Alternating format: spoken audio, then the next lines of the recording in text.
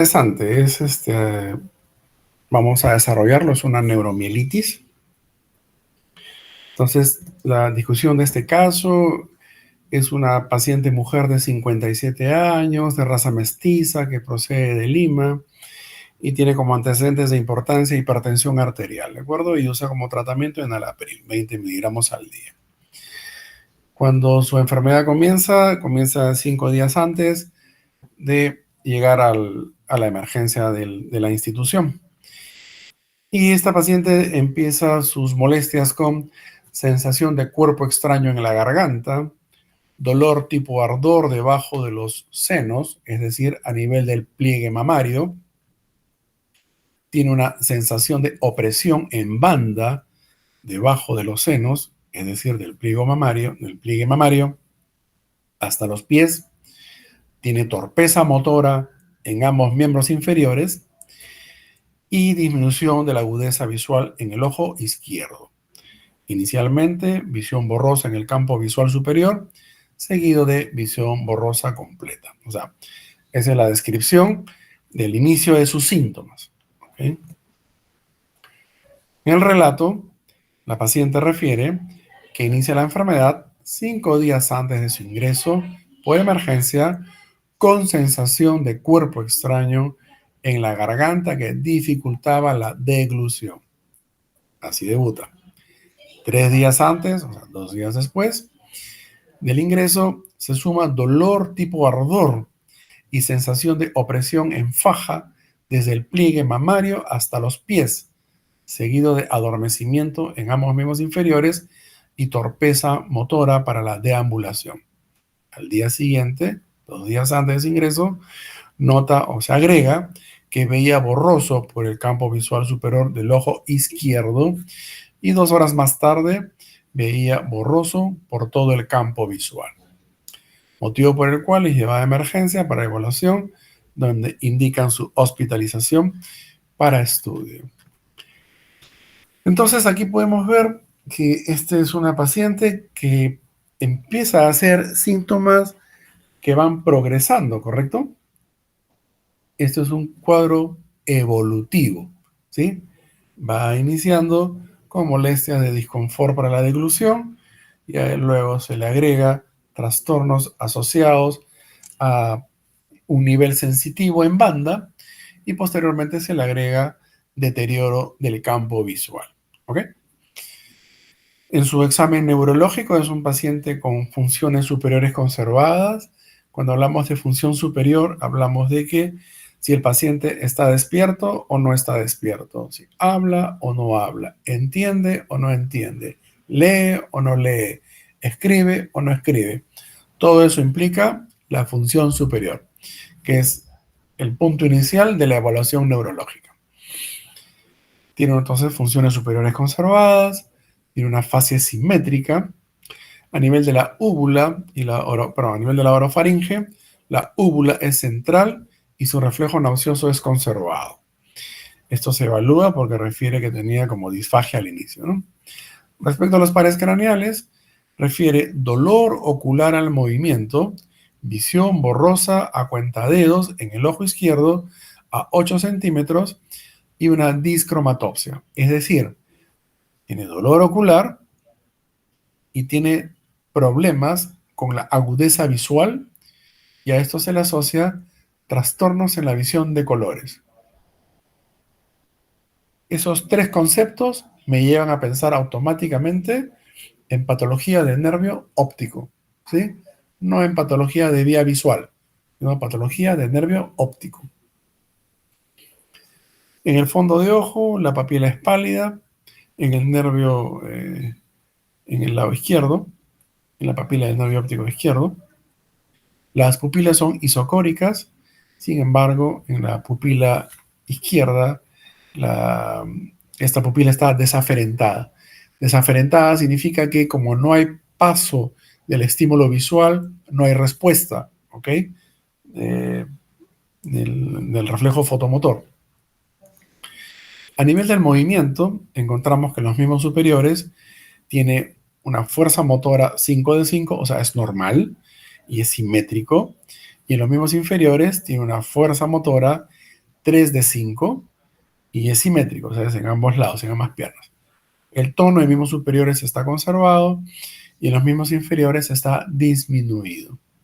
La sensibilidad tiene un nivel sensitivo T2, o sea, un dermatoma T2, y los reflejos osteotendinosos en los miembros superiores es normal, simétrico, y en los miembros inferiores tiene un 3 de 2, o sea, tiene hiperreflexia.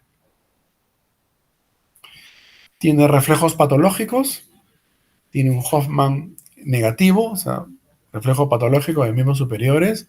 Estamos hablando de vía piramidal. Tiene un Babinski positivo bilateral. Estamos hablando de un reflejo patológico de miembros inferiores de vía piramidal. Tiene un Chaddock negativo. Tiene un Oppenheim positivo. Y tiene un Clonus negativo. Después el atrofismo es conservado. Los esfínteres están conservados. Y la bipedestación y marcha está diferido. Muy bien.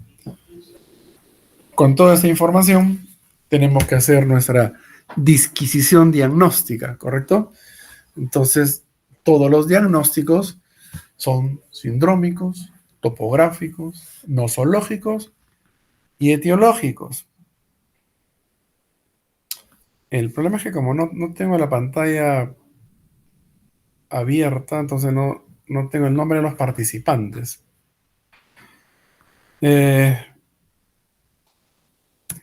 Pregunta, ¿qué síndromes tiene esta paciente?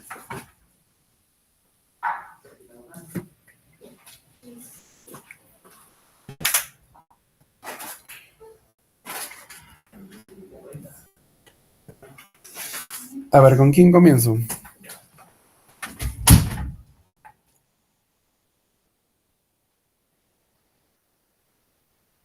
Ahora, ¿se me escucha?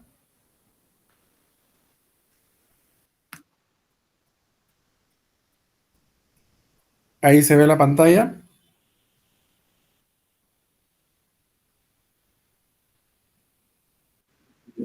Sí se ve, ¿no es cierto? ¿Se ve que estoy pasando? ¿Sí? No, doctor, no se ve cuando pasa. Ok. Ya. A ver, no tengo el acceso a los nombres porque no tengo la plataforma abierta. ¿Ya? Porfa.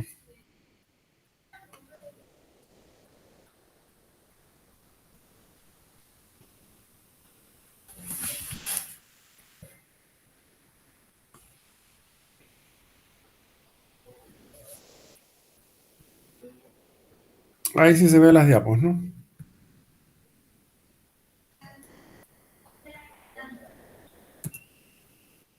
Ok.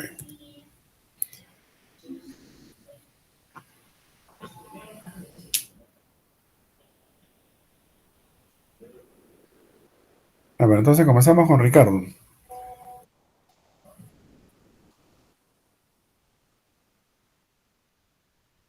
Cuéntanos, ¿cuál es tu primera impresión?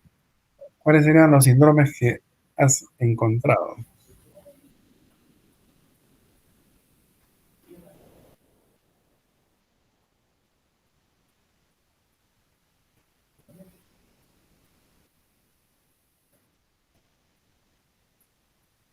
Ya, síndrome doloroso.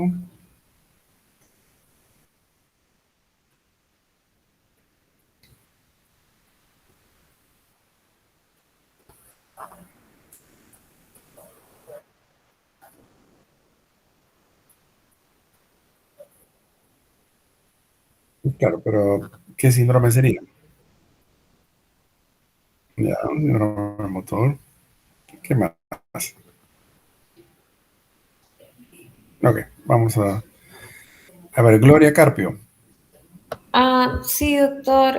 Con respecto a la visión borrosa, podría ser síndrome de los nervios craneales del tipo 2 en este caso, o afectación del par craneal, del segundo par craneal. Ok, entonces podemos decir que tiene un síndrome de par craneal, ¿correcto? Sí, doctor. Ok, entonces tenemos un síndrome de par craneal Tenemos un síndrome doloroso que ahorita lo vamos a afinar porque no es doloroso como tal. A ver, Jocelyn Rosas.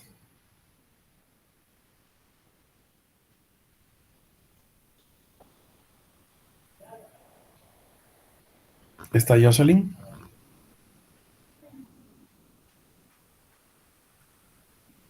Ok. Renzo Alberti.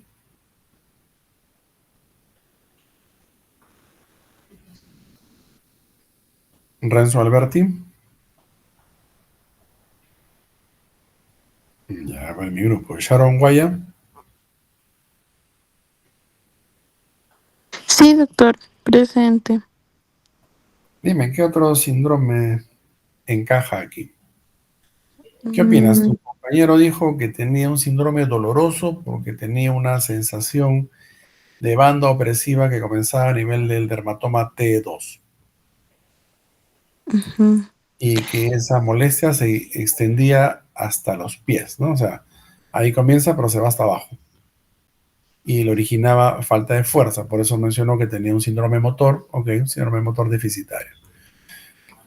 Pero, ¿qué otra denominación le podemos dar a, a ese nivel sensitivo? Ese nivel sensitivo, anatómicamente, ¿dónde está esa lesión? Mm, ¿Podría ser un síndrome extrapiramidal, doctor? No, porque este paciente no tiene problema del movimiento, Ah, no compromete el movimiento. Ah, ¿no? ¿Te acuerdas cuando los mandé a leer vía piramidal y sí, les sí. expliqué que era córtico medular y las lesiones de la corteza cerebral a nivel del bulbo decusaban sus vías para seguir su trayecto a nivel de la médula espinal? Y eso explicaba por qué las lesiones izquierdas tenían manifestaciones derecha y viceversa, En ¿correcto? cruces, sí. Las hemiparesias, las hemiplegias son obviamente lesiones de tipo primera neurona y que Piramidal. comprometen a nivel supratentorial, ¿de acuerdo? Ujú. Y debajo del tronco encefálico, ¿qué está? La, ¿Por dónde va la médula? La vía piramidal, córtico medular, corteza, cerebro, tronco. ¿Qué está por debajo del tronco? La médula. La médula, pues, ¿no es cierto? Por eso es que la vía piramidal es córtico medular, ¿no es cierto? Ujú. Sí. Entonces, cuando un paciente tiene un nivel sensitivo, un dermatoma, decimos que tiene una lesión medular, tiene una mielopatía, ¿sí? Entonces, Ujú. tienes una lesión medular a nivel de la cervical, entonces vas a tener cuadriparesia o cuadriplegia. ¿Y este paciente tiene lesión de cuatro extremidades? ¿Tiene debilidad en cuatro extremidades? No, solamente adormecimiento. No. Tiene torpeza motora y un nivel sensitivo T, torácico. ¿Tiene compromiso de miembros superiores? ¿Mm? No. No, ¿no es cierto? Entonces, su lesión estará a nivel de la médula cervical.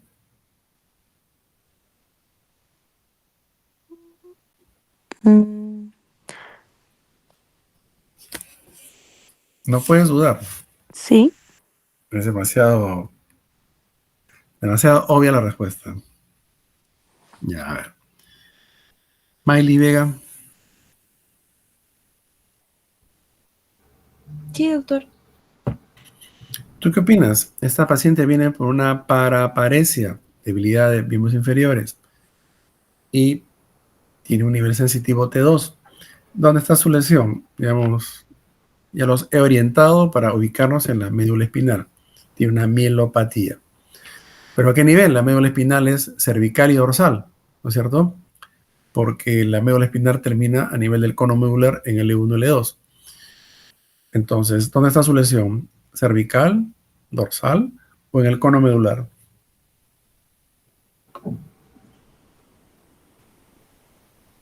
¿Es cervical? Sí, es cervical sería, doctor. ¿Por qué? ¿Tiene falta de fuerza en los brazos? Mira, ¿qué dice acá? Miembros superiores, 5 de 5. No tiene No. problema motor en los brazos. Entonces no puede ser cervical, ¿verdad? Sí, ¿Sí? ¿Se doctor. entiende o no se Sería entiende? doctor, entonces. A ver, Rosario Alba. Sí, doctor. Hola, Rosario. ¿Qué te parece? Estamos entrampados acá. ¿De dónde está su lesión?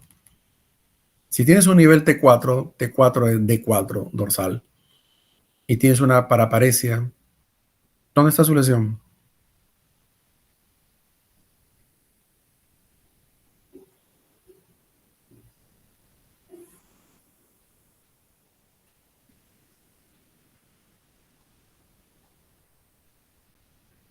Hola.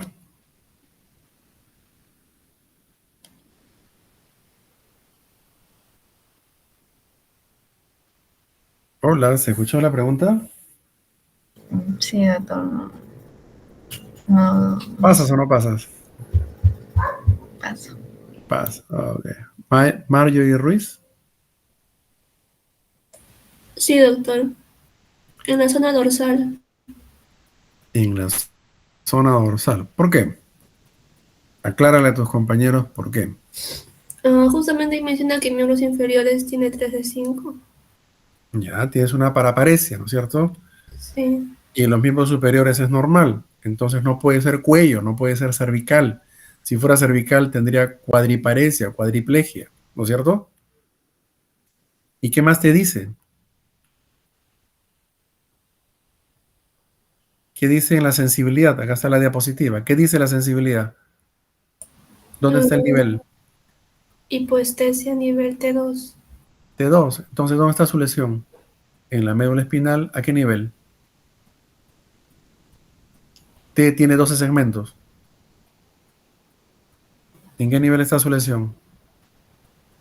Mm, Ahí está escrito. T2. T2, pues. Sí. T2. Las lesiones medulares, tú las puedes definir en función a dónde está el dermatoma comprometido. Todo lo que está por arriba de T2 es normal, la sensibilidad. Todo lo que está por debajo de T2 está alterado. Entonces, si el nivel fuera T4, entonces todo lo que está por arriba de T4 es normal y todo lo que está por debajo de T4 es alterado. Entonces, el nivel es T4. Si el dermatoma comprometido es un T8, será pues 8, ¿no? El nivel de lesión, o sea, ahí donde está la lesión. ¿De acuerdo? Entonces, no se olviden, si las lesiones son del cerebro, supratentoriales, en función a la vía piramidal, las lesiones, la neurona motora piramidal, se forma a nivel de la quinta capa de la corteza cerebral, ¿correcto? Baja por los ganglios basales a nivel de la cápsula interna, luego baja hacia el tronco encefálico, mesencéfalo, protuberancia y bulbo. A nivel del bulbo se decusa la vía piramidal y se va hacia la médula, astas anteriores y cordón lateral, ¿ok? Astas motoras. Entonces, todas las lesiones del cerebro serán hemiparesias, hemiplegias, ¿correcto? El lado contralateral. Todas las lesiones que son medulares me van a dar paraparesias, cuadriparesias, paraplegias, cuadriplegias, ¿de acuerdo? Entonces, si un paciente viene por una hemiplegia, yo no voy a pensar que su lesión esté en la médula, su lesión está en el cerebro, por la vía piramidal. Ya estudié, se supone, por dónde va la vía. Y si una persona tiene cuadriparesia o cuadriplegia con nivel sensitivo, como en esta paciente T2, entonces, ¿por qué tendría que pensar? No tengo nada que pensar, el diagnóstico está ahí, el nivel. ¿De acuerdo? ¿Se entendió?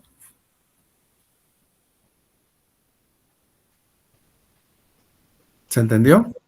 Oh. Daisy Palomino. Sí, doctor, buenas noches. Hola. Cuando yo hablo, entonces ya queda claro que tengo un paciente con lesión medular, por eso tiene paraparesia, ¿no es cierto?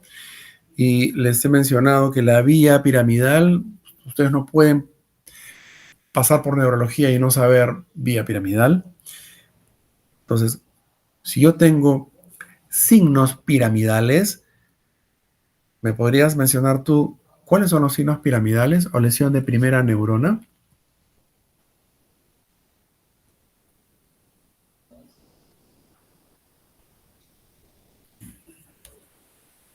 Podría ser espasticidad, Ya, aumento de eh, tono, la espasticidad total. ajá, Aumento de tono. hiperreflexia, Ok, hiperreflexia.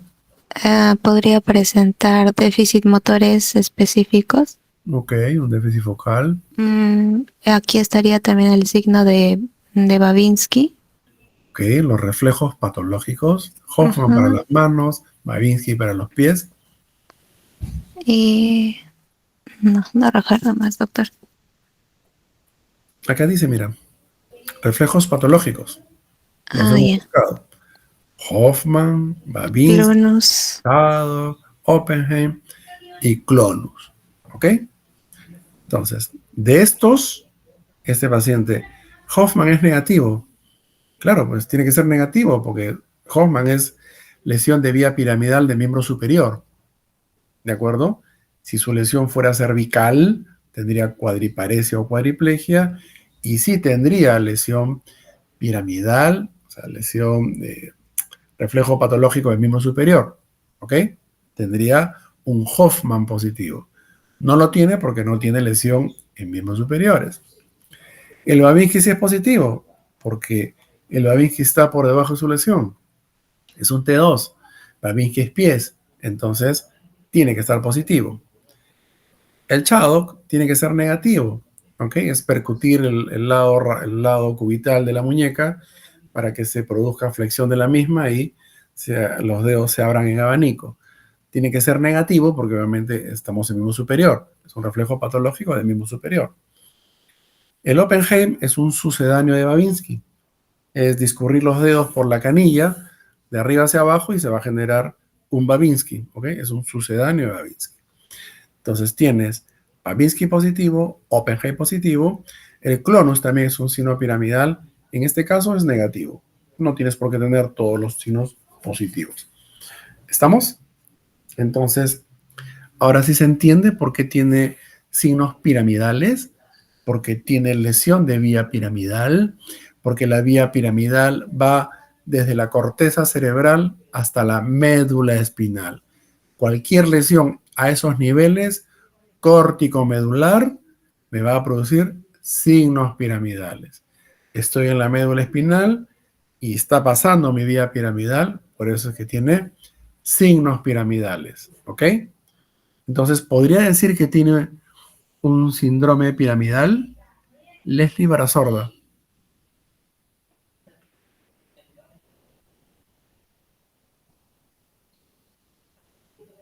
Leslie Barazorda. Ok. Carmen Najarro. Sí, doctor, presente. ¿Podríamos decir que esta paciente tiene un síndrome piramidal? Sí, doctor, porque como tiene permiso córtico medular. Perfecto. ¿Ok? Entonces, estamos armando los síndromes, ¿verdad? ¿Tiene un síndrome piramidal? Sí. ¿Tiene lo que dice tu compañera? ¿Tiene reflejos patológicos? Sí. ¿Tiene un problema motor? Sí. Entonces, tiene un síndrome piramidal. Muy bien. Entonces, una de tus compañeras dijo síndrome de par craneal, ¿sí? Porque tiene dolor ocular, tiene una pupila desaferentada y tiene disminución de la agudeza visual en el ojo izquierdo. Perfecto. Par craneal. Segundo par. Tiene un síndrome piramidal. Con el síndrome piramidal involucro todo lo que he mencionado. Muy bien. Cristian Ninamango. Sí, doctor. ¿Podría decir que tiene un síndrome medular? ¿Un síndrome mielopático? Sí, doctor. Sí, ¿no es cierto? Porque tiene una lesión, ¿a qué nivel? T2. T2. Muy bien. Entonces, ahora sí ya le dimos forma a los síndromes, ¿no es cierto? Tengo un síndrome paracraneal, tengo un síndrome medular, y dentro del síndrome medular entra el síndrome piramidal, ¿ok? Porque tiene Babinski, tiene reflejos patológicos, Oppenheim. Muy bien. Esos son los síndromes. Topográfico, ¿dónde está su lesión? A ver, Jan Melgarejo. Sí, doctor. Hola, Jan. Cuéntanos, en función a lo que hemos dicho de los síndromes, ¿dónde estaría su lesión? Sus lesiones. Bueno, Facilito. el nivel de T2, pero Está bien, a nivel de T2, pero entonces, topográfico, ¿dónde está su lesión? Pero T2, ¿qué cosa es? ¿A dónde está el T2? Topográfico, ¿dónde está su lesión? A nivel, nivel dorsal, doctor. ya, pero esa es la, ¿qué cosa es? ¿Un músculo? ¿Qué cosa es? ¿Una vértebra? ¿A nivel de la? Vértebra. No, la vértebra es un hueso, estamos hablando de un nivel de la médula espinal, estamos hablando de la médula espinal. Entonces, topográfico, ¿dónde está su lesión? ¿A nivel de la médula espinal?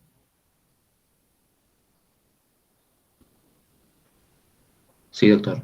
Sí, ¿no es cierto? Y a nivel de la médula de la espinal, ¿en qué nivel? T2. T2. Muy bien. Topográfico, médula espinal, nivel T2. Perfecto. Gracias, Jean-Pierre. Adrián Calderón. Doctor, buenas noches. Hola.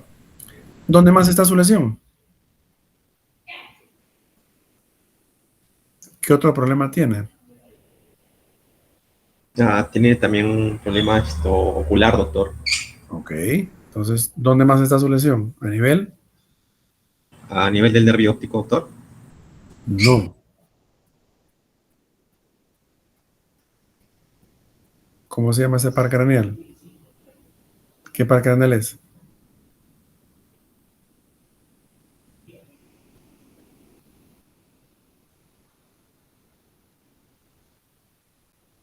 Doctor, a nivel del segundo par craneal.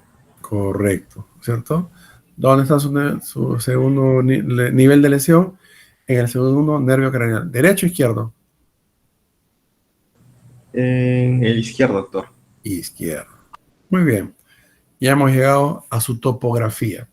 Ya tenemos los síndromes y ahora ya sabemos dónde están sus lesiones. Tiene, como bien dijiste, segundo nervio craneal, nervio óptico y a nivel de la médula espinal, a nivel de T2. Nosológico, ¿cómo se llama la enfermedad? Todavía yo no sé cómo se llama, ¿no es cierto? Tengo una idea, pero todavía no tengo diagnóstico.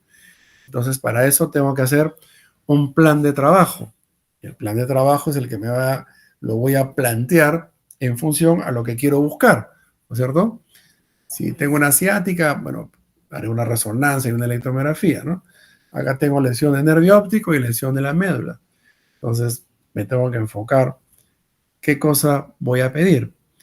Jimena Berrocal, ¿qué pedirías? ¿Qué exámenes pedirías? Facilito.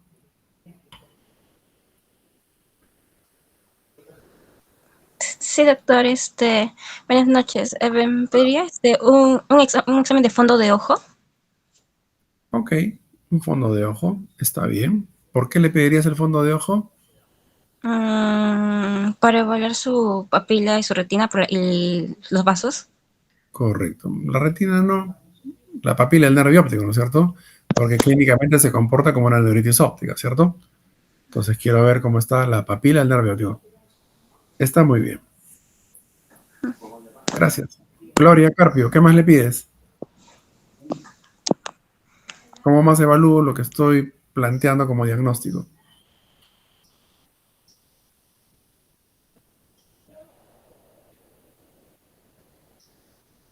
Gloria Carpio.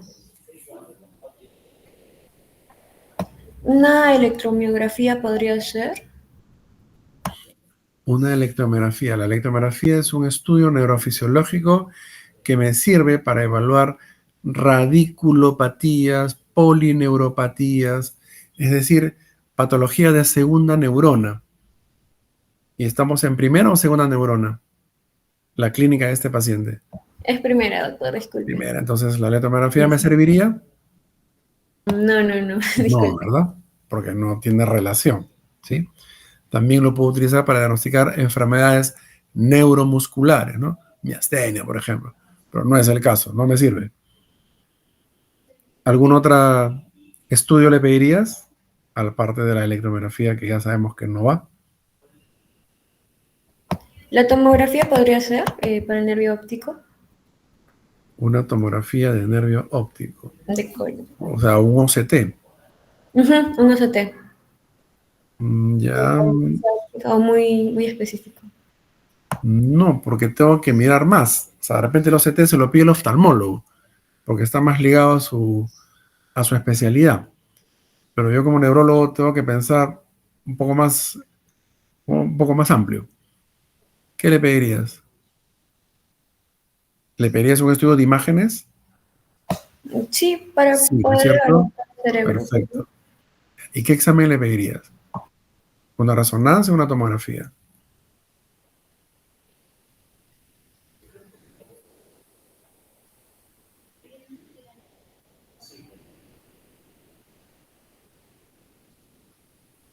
¿Qué le pedirías? ¿Resonancia o tomografía?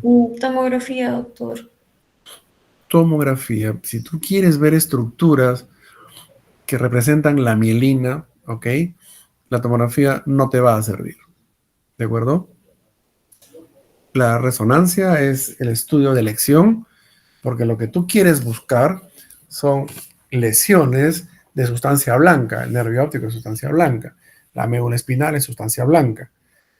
O sea, nada de eso lo vas a ver en una tomografía. Una tomografía es como un estudio básico, ¿no?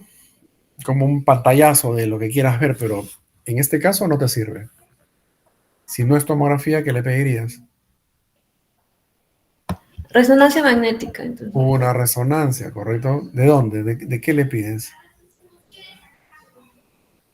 ¿Del brazo? ¿De la columna? Cerebral, doctor. Una resonancia cerebral. Muy bien. ¿Con contraste o sin contraste?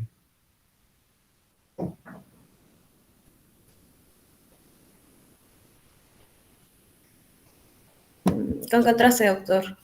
Con contraste, ¿no es cierto? ¿Por qué? Porque este paciente me está haciendo un proceso inflamatorio de la sustancia blanca.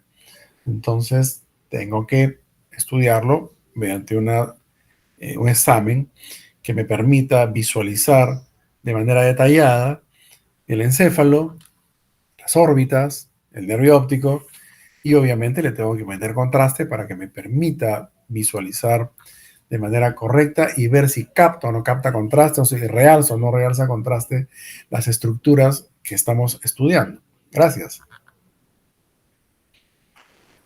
Renzo Alberti.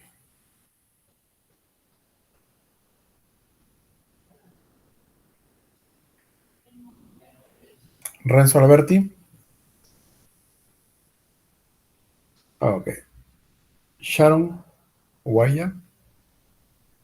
Sí, doctor. Sharon, ¿qué más le pides? Ya tu compañera ya le pidió una resonancia cerebral con contraste. ¿Qué más le pides? ¿Dónde más está el problema?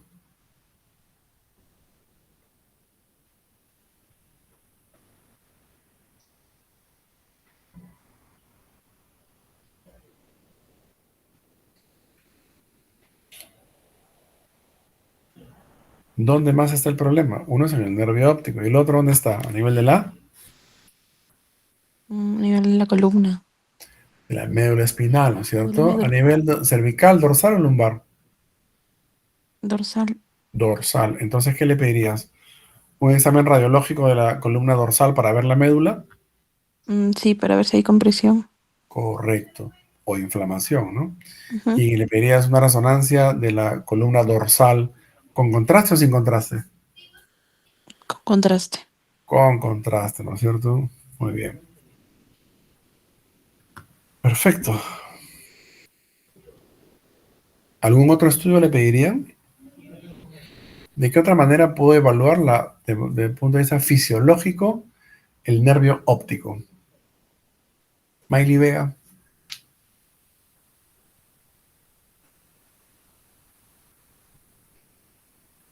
Con un examen que se llaman potenciales, ¿no? Los potenciales evocados visuales, ¿no? Existen los potenciales evocados auditivos, visuales, somatosensoriales. ¿Eso para qué nos sirve? Por ejemplo, tenemos un paciente en coma y quiero ver si tiene de repente, está en coma profundo o está ya con rangos de muerte cerebral. Le puedo pedir un potencial evocado auditivo, ¿no? Para ver si hay actividad de tronco encefálico, ¿no? Ya sabemos que cuando el paciente está en proceso de coma profundo y probablemente próximo a la muerte, obviamente el cerebro ya está fuera de función, entonces solamente trabajamos con actividad subcortical, ¿no? Con el tronco encefálico. Del tronco se derivan todas las funciones, respirar, la frecuencia cardíaca y todo eso. Entonces, ¿existen los potenciales evocados visuales? Sí, claro. Con eso evaluamos la vía visual, ¿no es cierto? La vía visual. Entonces, muy bien, como ustedes han visto, en función a los síntomas que tenía la paciente, en función al examen neurológico, hemos podido determinar sus síndromes y su topografía, y obviamente el plan de trabajo está en función a lo que pienso, ¿no? No le voy a pedir un examen de la pierna cuando el problema está en la médula espinal, o no le voy a pedir un examen, no sé, pues del tórax cuando mi problema está en el nervio óptico, ¿no? Entonces, se le pide una resonancia del cerebro, y esta resonancia concluye que tiene una imagen focal de alta señal en la sustancia blanca periventricular derecha, que muestra mínimo realce a la sustancia de contraste paramagnético, o sea, es un área desmineralizante de inflamación. Hallazgo compatible con placa de desmineralización. Luego dice que hay incremento de la señal en T2 del nervio óptico izquierdo a nivel intraconal con leve realce paramagnético en relación a neuritis óptica. Perfecto. Ahora sí todo tiene sentido, ¿verdad? Debuté con una enfermedad inflamatoria del nervio óptico con características de neuritis óptica, es decir, tenía dolor al movimiento ocular y tenía disminución de la agudeza visual, y esto se acompañaba de discromatopsia. Eso clínicamente es neuritis óptica. Y el examen me lo confirma. Tiene una lesión hiperintensa que capta contraste en el nervio óptico izquierdo. Ok, entonces tengo una enfermedad inflamatoria de tipo desmielinizante. Luego se le hace una resonancia de la columna cervical porque se le pide un panorámico. Y obviamente en la cervical no hay nada, ¿verdad? Porque la paciente tenía síntomas a nivel torácico, T2. La médula cervical tiene que estar normal porque no tenía deficiencia motora ni signos piramidales en los miembros superiores. En la columna dorsal, la resonancia te dice que tiene una extensa lesión intramedular que compromete la región central y cordones anteriores. Los cordones anteriores son motores o sensitivos.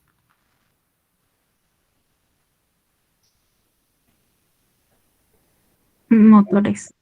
¿Cuál? Motores. Los posteriores son los sensitivos. Motores. Por eso es que tiene problema motor en las piernas, tiene torpeza motora y tiene una debilidad 3 de 5. Y como es la médula espinal, tiene signos piramidales. Tiene Babinski, ¿ok? Y tiene Oppenheimer. Entonces, tienes una lesión a nivel de la médula espinal, a nivel de los cordones anteriores o astas anteriores, o sea, la vía piramidal, que va de T2 Doctor, hasta D9. Dime. una pregunta. Y también se menciona de que tiene hipoestesia, a la altura de T2. Entonces, también podría ser de que sea una sección medular completa y que también estén dañados los cordones posteriores. No. No, pues, o sea, estás hablando de un proceso inflamatorio, ¿no? Una vez que se inflama la médula, se inflama el contexto anterior y puede comprometer la parte posterior. La parte posterior, acuérdate que es ascendente, ¿sí? Lleva la información sensorial ascendente hacia el tálamo, el arco reflejo, ¿sí? Cordón posterior, tálamo. No tiene nada que ver con eso. Tiene que ver con el asta motora, porque el asta motora es la que te da el dermatoma que te permite saber en qué nivel estás. Ok, doctor, gracias. Y luego te dice que tiene esta lesión desde T2 a T9. Entonces, si estamos hablando de una enfermedad desmelinizante, ¿podría pensar que tiene una esclerosis múltiple? ¿Qué dicen? ¿Quién opina?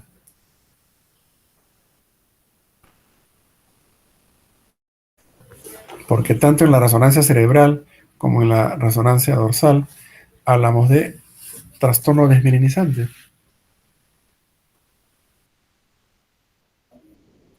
Podría ser una esclerosis múltiple. Ok. ¿Qué edad tiene la paciente? Ahí está. 57 años. En esclerosis múltiple, ¿cuál es el grupo etario?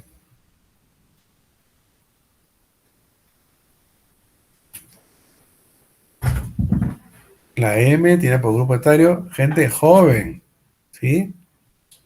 Yo no puedo pensar que una persona cerca de los 60 años está debutando con esclerosis múltiple. Primer criterio, la edad, ¿ok? EM es patología de gente joven. La patología de gente mayor está en otro contexto. Es desmelinizante, pero no es EM. Otra característica, las lesiones medulares en esclerosis múltiple no son mayores a 2 o 3 cuerpos vertebrales. Esta va de T2 a T9. Tiene 7 niveles. ¿Ok? No podría ser. EM no pasa de 2 a 3 cuerpos vertebrales la lesión. ¿De acuerdo?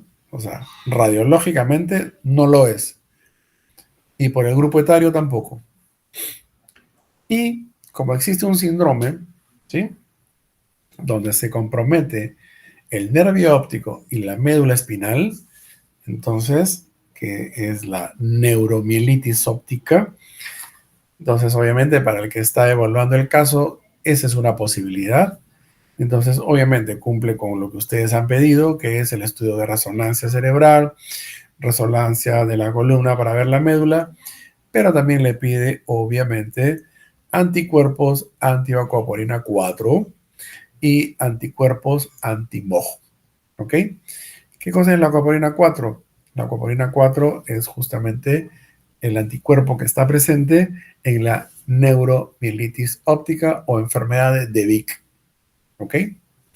Y los potenciales evocados visuales, o sea, desde el punto de vista sensorial, vemos que el resultado es una prolongación de la onda P100.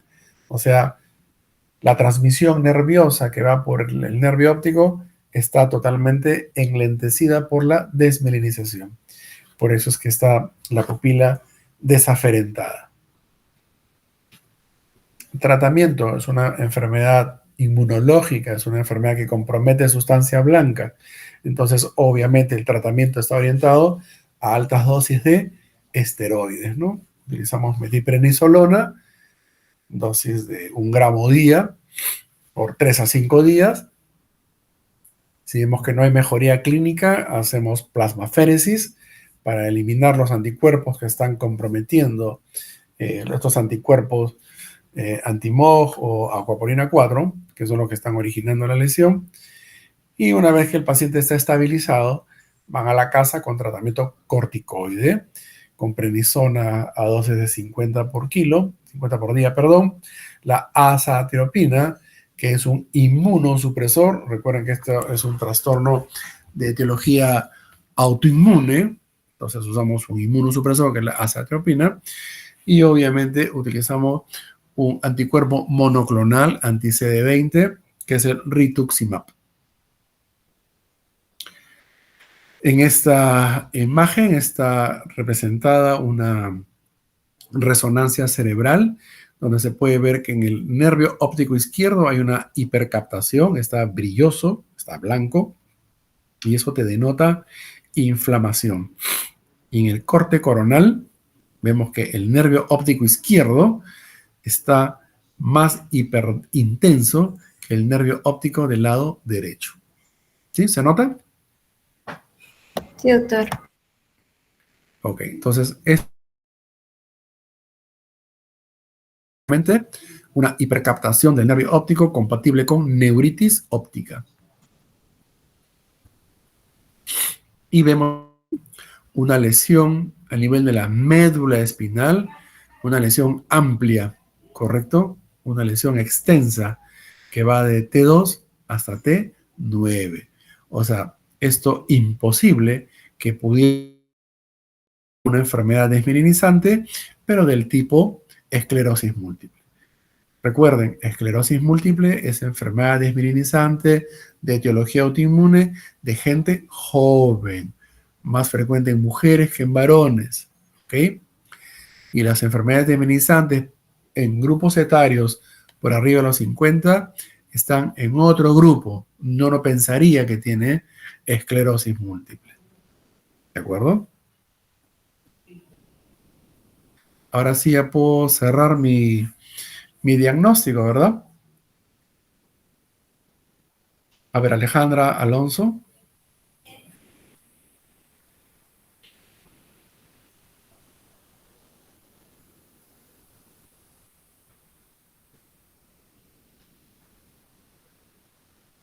Leslie Barazorda. No tengan miedo, pueden equivocarse. Leslie Barazorda. Doctor Leslie es la compañera que no está en... Ah, perdón. Marjorie Ruiz.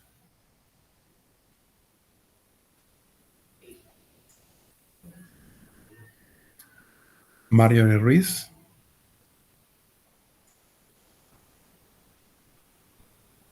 No tengan miedo de equivocarse, equivóquense. Del error se aprende. Doctor, ¿una neuromielitis óptica? Claro. Si nosológico es como neuromielitis óptica o enfermedad de...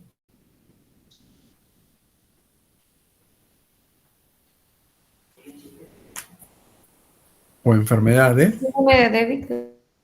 Enfermedad de Devic, ¿no es cierto? Esa es la nosología. Así se llama su enfermedad. ¿Sí?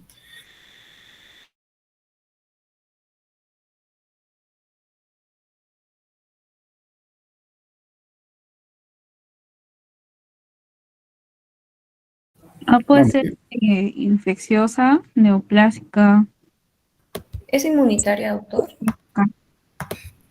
No, pues hija, no podría ser infecciosa, ¿no es cierto? No estamos hablando de eso, estamos hablando de una enfermedad desmielinizante de la sustancia blanca que tiene una etiología, como dijo tu compañera, autoinmune, ¿ok? Es de etiología inmunológica, autoinmune, ¿de acuerdo? Muy bien, ese es el desarrollo de este caso clínico. Interesante, ¿por qué? Porque nos permite pensar, ¿ok? A mí no me importa cuando me dan la respuesta, pero no entienden cómo llegaron a la respuesta. A mí lo que me importa es el análisis de cómo llegan a esa conclusión, ¿de acuerdo? Por eso todas las preguntas que yo les he planteado están en ese contexto, ¿no? De poder definir qué hay detrás de lo que estamos viendo, ¿ok? Porque es ese desarrollo el que nos permite hacer la disquisición, el análisis, ¿no es cierto? Nos permite ver el detalle de qué cosa es lo que está originando esos síntomas en esta paciente. Ustedes van a ser médicos, ¿de acuerdo? Entonces ustedes se diferencian del resto porque ustedes saben cuál es la causa. El ejemplo clásico que le pongo a los alumnos es el Parkinson. Una persona con Parkinson camina por la calle y cualquiera, es el vendedor de frutas, sabe que ese viejito que camina por ahí con esas características, el viejito tiene Parkinson. Ah, ok. pero la diferencia es que ustedes saben por qué.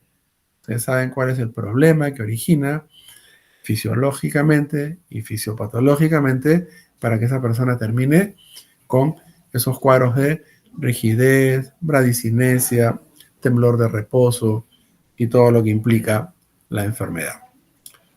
Muy bien. Esto sería todo. Este es el caso que había preparado para ustedes. ¿Tienen alguna pregunta?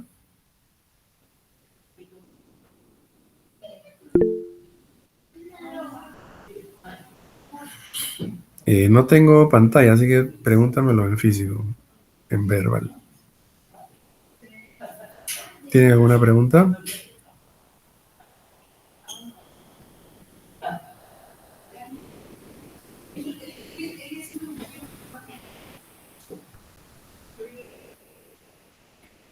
Ok. Listo. Eso sería todo. Que tengan buena noche. Muchas gracias. Gracias, buenas noches. Hasta luego. Hasta luego. Suerte.